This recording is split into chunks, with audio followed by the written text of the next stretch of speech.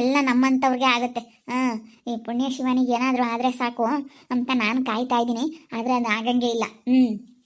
ಅಲ್ಲ ನೋಡು, ನಾನು ಎಷ್ಟು ಬಯಸ್ತಾ ಇದ್ದೀನಿ ಅಂತಂದರೆ ಈ ಪುಣ್ಯ ಶಿವನಿಗೆ ಏನಾದರೂ ಒಂದು ಆದರೆ ಸಾಕಪ್ಪ, ಅವಾಗ ಋತು ಅಕ್ಕ ಅಂತ ನನ್ನ ಹತ್ರ ಬರ್ತಾರೆ ಅಂತ ನಾನು ಅಂದ್ಕೊಂಡಿದ್ದೀನಿ. ಆದರೆ ಇವರಿಬ್ರಿಗೂ ಏನೂ ಆಗಂಗೆ ಇಲ್ವಲ್ಲ.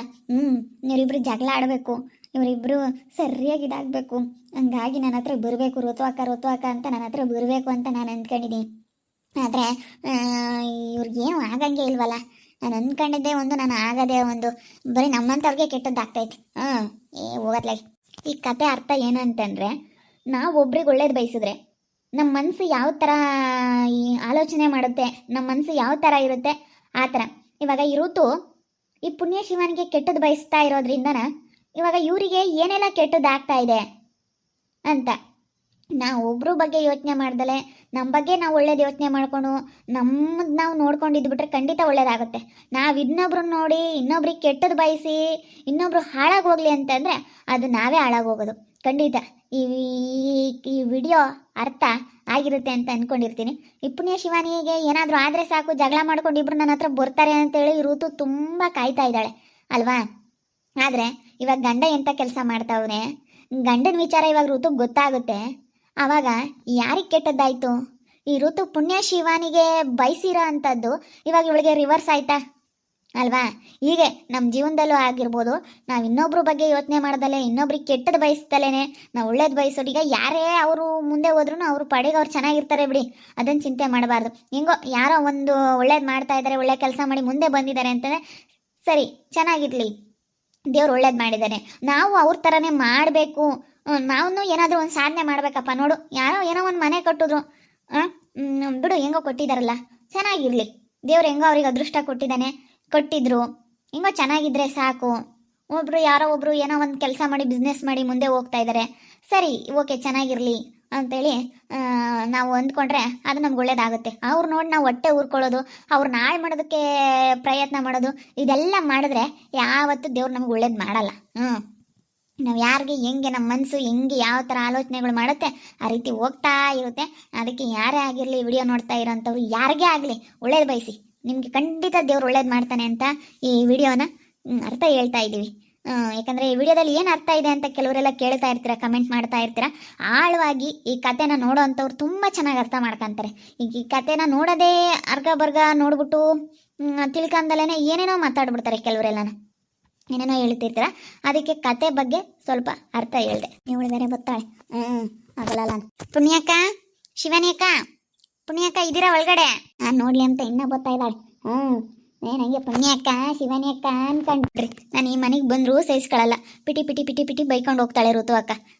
ನಾನು ಇವ್ರ ಮನೆಗೆ ಬರೋದ್ರಿಂದ ಇವಳಿಗೇನಪ್ಪ ನಷ್ಟ, ಇವಳಿಗೇನಪ್ಪ ತೊಂದರೆ ಅಲ್ವಾ? ಅಯ್ಯೋ ಇದೇನಪ್ಪ ಇದು ಹಿಂಗೆ ಅಂತ ಅನ್ನಿಸ್ತೈತೆ ನನಗೆ. ಏನು ಮಾಡ್ತಾವಳ ಏನೋ ಇವಳು, ಎಲ್ಲಿಗೆ ಹೋದ್ಲು? ಮನೆ ಹತ್ರ ಇದ್ದಾಳೋ ಇಲ್ವೋ? ನಮ್ಮ ತನ್ವಿ ಅಂತೂ ಸ್ವಲ್ಪ ಮನೆ ಹತ್ರ ಇರಲ್ಲ, ಸುಮ್ಮನೆ ಅಲ್ಲೂ ಓಡಾಡ್ತಾ ಇರ್ತಾಳೆ. ಹೋಗು, ಎಲ್ಲೋದ್ಲು? ಕಾಣಿಸ್ತಾನೆ ಇಲ್ವಲ್ಲ ಅವಳು. ಈಗ ಎಲ್ಲೋಗ್ಬಿಟ್ಲು? ತನ್ವಿ ತನ್ವಿ, ಅದಕ್ಕೆ ತುಂಬ ಬೇಜಾರಾಗ್ತೈತೆ. ನಾನು ಬೇಗ ಇವತ್ತು ಹೋಗ್ಬಿಟ್ಟು ನಾನು ಕರಿಯನ ಮದುವೆ ಆಗಬೇಕು. ಕರಿಯನ್ಗೆ ಹೇಳಿದ್ದೀನಿ, ಬಾ ನನಗೆ ತುಂಬ ಬೇಜಾರಾಗೈತೆ, ಕರ್ಕೊಂಡು ಹೋಗಿ ನನ್ನ ಮದುವೆ ಆಗ್ಬಿಡು ಅಂತ ಹೇಳಿದ್ದೀನಿ. ಅದಕ್ಕೆ ಕರಿಯ ಬರ್ತಾನೆ, ನಾನು ಕರಿಯ ಇಬ್ರು ಮದುವೆ ಆಗ್ಬಿಡ್ತೀವಿ. ಏನ್ ಮಾಡ್ತಿದ್ದೆ? ಏನಮ್ಮ ಏನು ಮಾಡ್ತಿರ್ಲಿಲ್ಲ, ಕೂತ್ಕೊಂಡಿದ್ದೆ. ಯಾಕಮ್ಮ ಕೆಲಸ ಮಾಡು ಅಂತಂದ್ರೆ ಅವಾಗ್ಲೂ ಎಲ್ಗೋಗಿದ್ದೆ? ಬರೇ ಸುತ್ತರಿಯಕ್ಕೆ ಹೋಗ್ತೀಯ, ಹಿಂಗೆಲ್ಲ ನಾವು ಹೋಗ್ಬೇಡ, ಸುಮ್ಮನಿರು. ಮನೆ ಎಲ್ಲ ದಂಡ ಕೊಟ್ಕೊಟ್ಟಿದ್ದು ಸಾಲದೆ, ಎಲ್ಗೂ ಹೋಗ್ಬೇಡ. ಎಲ್ಗನ ಹೋದ್ರೆ ಏನಾನ ಅದು ಇದೂ ಮಾಡಂಗಾಗುತ್ತೆ. ಅದಕ್ಕೆ ಎಲ್ಗೂ ಹೋಗ್ಬೇಡ, ನೀನು ಸುಮ್ಮನಿದ್ಬಿಡು ಮನೆಯಾಗೆ, ಎಲ್ಗೂ ಹೋಗ್ಬೇಡ. ನೋಡಿ ಹೇಳಿರ್ತೀನ, ಎಲ್ಲೂ ಹೋಗಲ್ಲ ಹೇಳು. ಇಲ್ಲಿ ಹೊರ ಕೂತ್ಕೊಂಡಿರ್ತೀನಿ, ಎಲ್ಲೂ ಹೋಗ್ಬೇಡ ಅಂತಂದ್ರೆ ನೀನೇ ಒಳ್ಳೆ ಹೆಂಗಿದ್ ಮಾಡ್ತೀಯಮ್ಮ ತಾಯಿ. ಹಾಗೆ ಕೂಕೊಂಡಿರು ಸುಮ್ಮನೆ. ಈ ಪ್ರವಿ ಅವ್ರು ಯಾಕೋ ಬರಲಿಲ್ಲ, ಫೋನ್ ಆದರೂ ಮಾಡಬೇಕಾಗಿತ್ತು. ಬರಲಿಲ್ವಲ್ಲ, ಯಾಕೆ ಇಷ್ಟೊತ್ತಾದರೂ ಬರಲಿಲ್ಲ, ಫೋನೂ ಮಾಡಲಿಲ್ಲ. ಬರಬೇಕಾಗಿತ್ತಲ್ಲ, ಎಲ್ಲಿದ್ದಾರೆ ನೋಡೋಣ, ಕೇಳೋಣ. ಮಾಡಿಲ್ಲ ಪ್ರವಿ ಅವರು, ಮಾಡೋಣ. ಯಾಕೋ ಸ್ವಿಚ್ ಆಫ್ ಆಗೈತಲ್ಲ, ಯಾವ ಇಷ್ಟೊಂದು ಮೆಸೇಜ್ಗಳು ಬಂದಿರೋಂಗಿದ್ದಾವೆ. ಈ ವಾಟ್ಸಪ್ಪಲ್ಲಿ ಯಾರೋ ಮೆಸೇಜ್ ಮಾಡಿದಾರಲ್ಲ, ಯಾರು ಮೆಸೇಜ್ ಮಾಡಿದ್ದಾರೆ? ಯಾರು ಕಳಿಸಿದಾರಲ್ಲ, ಹೊಸ ನಂಬರಲ್ಲ. ಯಾವುದಿದು ಹೊಸ ನಂಬರು? ಯಾವುದಂತ ಗೊತ್ತಾಗ್ತಾ ಇಲ್ವಲ್ಲ. ಏನಿದು? ಯಾವುದೋ ವಿಡಿಯೋಸ್ ಎಲ್ಲ ಸೆಂಡ್ ಮಾಡಿದ್ದಾರೆ, ಯಾರಪ್ಪ ಇವರು? ಇದೇನಿದು? ಪ್ರವಿ ಅವರು ಹಿಂಗೆ ಕರಿಯಮ್ಮ ತೊಡೆ ಮೇಲೆ ಮಲ್ಕೊಂಡು ಇದೇನಿದು? ಎಲ್ಲಿದು? ಇವ್ರು ಯಾರು ವಿಡಿಯೋ ಸೆಂಡ್ ಮಾಡಿರೋದು? ಡಿ ಪಿಲ್ ನೋಡಿದ್ರೆ ಬೇರೆ ಫೋಟೋ ಐತೆ, ಇದು ಯಾರಂತ ಗೊತ್ತಿಲ್ವಲ್ಲ. ಯಾರು ಕಳ್ಸವ್ರೆ ನನಗೆ ಈ ವಿಡಿಯೋ ಫೋಟೋಗಳೆಲ್ಲನ? ಅಯ್ಯೋ ಇದೇನಿದೆ, ಏನೋ ಮಾತಾಡ್ತಾರೆ. ನಂತೂ ತುಂಬ ಬೇಜಾರಾಗಿತ್ತು ಪ್ರವಿ ಅವರೇ, ತುಂಬ ಬೇಜಾರಾಗಿತ್ತು. ನೀವು ಬಂದಿದ್ದಕ್ಕೆ ನನಗೆ ತುಂಬ ಸಮಾಧಾನ ಆಯಿತು. ಏನು ತಲೆ ಕೆಡಿಸ್ಕೊಬೇಡಕ್ರೀನಾ, ಮನೆ ತಾನೇ ನಾನು ಕಟ್ಟಿಸ್ಕೊಡ್ತೀನಿ, ಊರಿಗೆ ಬಂದ್ಬಿಡು, ನಮ್ಮೂರಲ್ಲಾದರೂ ಸೆಟ್ಲಾಗು, ಎಲ್ಲಾದರೂ ಸೆಟ್ಲಾಗು ನೀನು.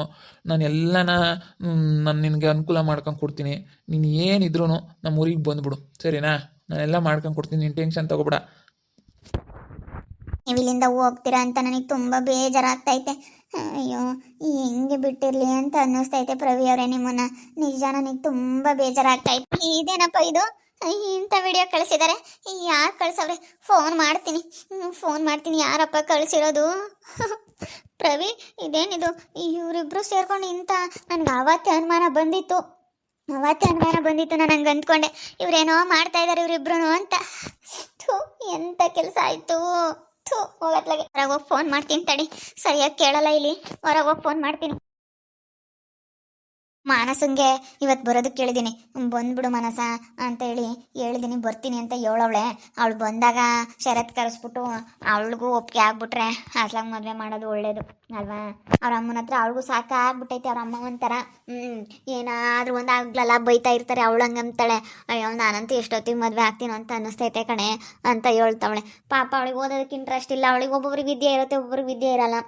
ಅವರಮ್ಮ ಓದು ಅಂತ ಅವಳಿಗಂತೂ ತುಂಬಾನೇ ಬಲವಂತ ಮಾಡುತ್ತೆ. ಹೌದೇನು? ಒಬ್ಬೊಬ್ರಿಗೆ ಹಂಗೆ, ಮತ್ತೆ ಒಬ್ಬೊಬ್ರಿಗೆ ಇಂಟ್ರೆಸ್ಟ್ ಇರುತ್ತೆ, ಒಬ್ಬೊಬ್ರಿಗೆ ಇಂಟ್ರೆಸ್ಟ್ ಇರಲ್ಲ. ಎಲ್ಲ ಒಂದೇ ಥರ ಇರೋಕ್ಕಾಗಲ್ಲ, ಎಲ್ಲ ಚೆನ್ನಾಗಿ ಓದ್ತಾರಪ್ಪ ಅಂತ ಹೇಳೋಕ್ಕಲ್ಲ. ಒಬ್ಬೊಬ್ರು ಬುದ್ಧಿ ಒಂದೊಂಥರ ಅಲ್ವಾ? ಈಗ ನಾನೊಂಥರ ಇದ್ದರೆ ಒಬ್ಬೊಬ್ರು ಬುದ್ಧಿ ಒಂದೊಂಥರ, ಹೇಳೋಕ್ಕಾಗಲ್ಲ ಅದು ಯಾವ ಥರ ಅಂತ. ಪಾಪ ಅವ್ಳು ಇಂಟ್ರೆಸ್ಟ್ ಇಲ್ಲ ಅಂದಮೇಲೆ ಯಾಕೆ ಬಲವಂತ ಮಾಡಬೇಕು? ಅವರಮ್ಮ ತುಂಬ ಬಲವಂತ ಮಾಡ್ತಾರಂತೆ, ಓದು ಇನ್ನೂ ಮದುವೆ ಮಾಡಲ್ಲ ಅಂತ. ಮನೇಲಿ ಇರ್ತೀನಿ ಅಂದರೆ ಮನೇಲಿ ಯಾಕಿರ್ತೀಯ, ಓದು ಅಂತಾರಂತೆ. ಅವಳಿಗೆ ಏನು ವಿದ್ಯೆ ಏನೋ ತಲೆಗತ್ತಲ್ವಂತೆ, ಫೇಲ್ ಆದರೆ ಬೈತಾರಂತೆ. ಏನು ಮಾಡಬೇಕು ಅನ್ನೋದು ಗೊತ್ತಾಗ್ತಾ ಇಲ್ಲ ಅಂತ ಅಂದ್ಲು ಅವಳು. ಏನಕ್ಕೋ ಕರೆದ್ರಲ್ಲ, ಏನಕ್ಕೆ? ಮಾನಸ ಬರ್ತಾ ಇದ್ದಾಳೆ ಇವತ್ತು, ಫೋನ್ ಮಾಡಿ ಮಾನಸನ ಕರೆಸ್ತಾ ಇದ್ದಾಳೆ. ಅದಕ್ಕೆ ಮಾನಸ ಬಂದಮೇಲೆ ನೀನು ಇಲ್ಲಿಗೆ ಬಾ, ಸರಿನಾ? ಇಲ್ಲಿಗೆ ಬರ್ತಾ ಇದ್ದಾಳೆ, ಅಜ್ಜಿ ಮನೆಗೆ ಬರ್ತೀನಿ ಅಂತೇಳಿ ಬರ್ತಾ ಇದ್ದಾಳೆ ಇವಾಗ ಮಾನಸ. ಬಂದಮೇಲೆ ನೀನು ಅವಳ ಹತ್ರ ಮಾತಾಡಿ, ಅವಳು ಏನು ಹೇಳ್ತಾಳೆ ಅವಳು ನೀನು ನೋಡ್ಬಿಟ್ಟು, ನೀನು ಅವಳು ನೋಡ್ಬಿಟ್ಟು ಒಪ್ಕೊಬಿಟ್ರೆ ಇಬ್ಬರು ಒಂದೇ ಸಲ ಮದುವೆ ಆಗ್ಬಿಡೋಣ, ಚೆನ್ನಾಗಿರುತ್ತೆ. ಇಬ್ಬರು ಒಂದೇ ಸತಿ ಮದುವೆ ಆಗ್ಬಿಟ್ರೆ ಅದು ತನ್ವಿಗೆ ಫುಲ್ ಶಾಕ್ ಆಗಿಬಿಡ್ಬೇಕು. ಶಾಕ್ ಮೇಲೆ ಶಾಕ್ ಆಗಿಬಿಡ್ಬೇಕು. ಎಲ್ಲರಿಗೂ ಓದೋದ್ರಲ್ಲಿ ಇಂಟ್ರೆಸ್ಟ್ ಇರಲ್ಲ ಅಲ್ವಾ? ಎಲ್ಲ ಒಂದೇ ಥರನೇ ಓದೋದಕ್ಕಾಗೋದಿಲ್ಲ. ಒಬ್ಬೊಬ್ರು ಓದ್ತಾರೆ, ಆದರೆ ಓದಿಸೋ ಅಂಥವ್ರು ಇರಲ್ಲ. ಓದಿಸ್ತೀವಿ ಅನ್ನೋರಿಗೆ ಓದೋ ಇಂಟ್ರೆಸ್ಟ್ ಇರಲ್ಲ. ಈ ರೀತಿ ಆಗ್ಬಿಟ್ಟೈತೆ ಅಲ್ವಾ? ಎಲ್ರಿಗೂ ಒಂದೇ ಥರ ಇರಲ್ಲ. ಒಬ್ಬರಿಗೆ ವಿದ್ಯೆ ಇರುತ್ತೆ, ಒಬ್ಬರಿಗೆ ವಿದ್ಯೆ ಇರಲ್ಲ. ಕಲಿಬೇಕು ಅನ್ನೋ ಆಸಕ್ತಿ ಇರುತ್ತೆ, ಒಬ್ಬೊಬ್ರಿಗೆ ಆಸಕ್ತಿ ಇರಲ್ಲ.